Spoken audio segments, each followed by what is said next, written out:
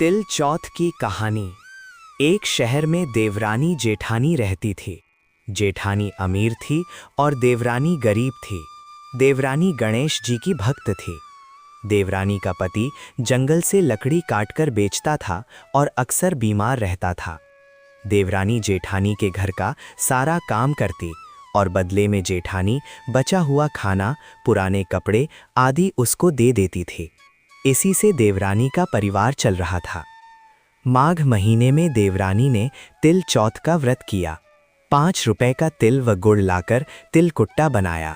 पूजा करके तिल चौथ की कथा, तिल चौथ की कहानी सुनी और तिलकुट्टा छीके में रख दिया और सोचा कि चांद उगने पर पहले तिलकुट्टा और उसके बाद ही कुछ खाएंगे। कथा सुनकर वो जेठानी के यहाँ चली गई। खाना बनाकर जेठानी के बच्चों से खाना खाने को कहा तो बच्चे बोले, माँ ने व्रत किया है और माँ भूखी है। जब माँ खाना खाएगी हम भी तभी खाएंगे। जेठ जी को खाना खाने को कहा तो जेठ जी बोले, मैं अकेला नहीं खाऊंगा। जब चांद निकलेगा तब सब खाएंगे, तभी मैं भी खाऊंगा। जेठानी ने उसे कहा कि आज तो किसी ने भी अभी तक खाना नहीं खाया, तुम्हें कैसे दे दूं? तुम सुबह सवेरे ही बचा हुआ खाना ले जाना। देवरानी के घर पर पति बच्चे सब आस लगाए बैठे थे कि आज तो त्योहार है, इसीलिए कुछ पकवान आदि खाने को मिलेगा। परंतु जब बच्चों को पता चला कि आज तो रोटी भी नहीं मिलेगी तो बच्चे रोने लगे। उसके पति को भी बहुत गुस्सा आया। कहने लगा, सारा दिन काम करके भी 2 रोटी नहीं ला सकती तो काम क्यों करती हो? पति ने गुस्से में आकर पत्नी को कपड़े धोने के धोवने से मारा। धोवना हाथ से छूट गया तो पाटे से मारा।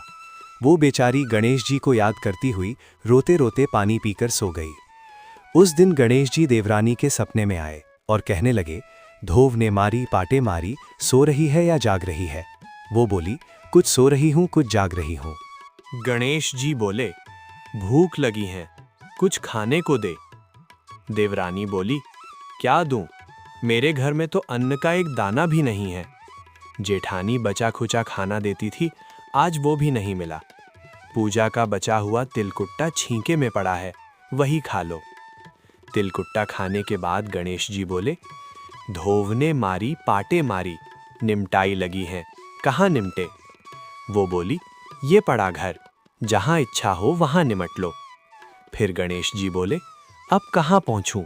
अब देवरानी को बहुत गुस्सा आया कि कब के तंग करे जा रहे हैं, सो बोली, मेरे सर पर पोछो और कहाँ पोछोगे? सुबह जब देवरानी उठी तो ये देखकर हैरान रह गई कि पूरा घर हीरे मोती से जगमगा रहा था। सिर पर जहां बिंदायक जी पोछनी कर गए थे, वहां हीरे के टीके व बिंदी जगमगा रहे थे। उस दिन देवरानी जेठानी के काम करने नहीं गई।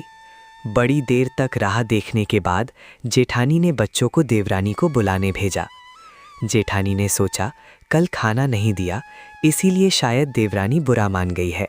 बच्चे बुलाने गए और बोले, चाची चलो, माँ ने बुलाया है, सारा काम पड़ा है।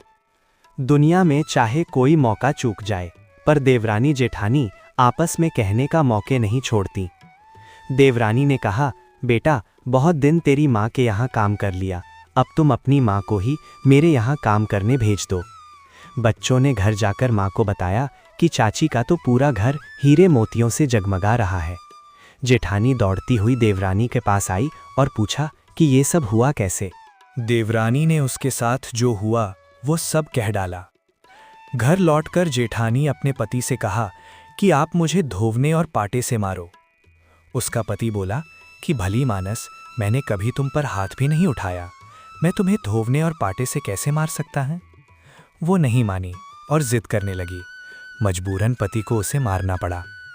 उसने ढेर सारा घी डालकर चूरमा बनाया और छीके में रखकर और सो गई। रात को चौथ विंदायन जी सपने में आए, कहने लगे, भूख लगी है, क्या खाऊं?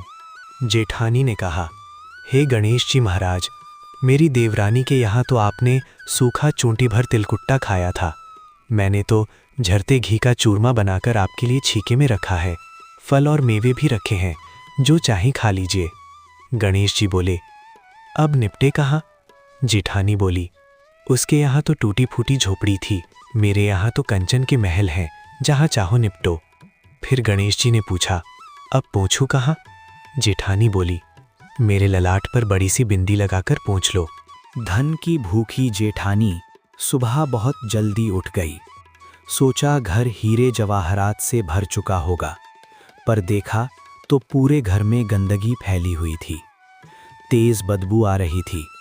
उसके सिर पर भी बहुत सी गंदगी लगी हुई थी। उसने कहा, हे गणेश जी महाराज, ये आपने क्या किया?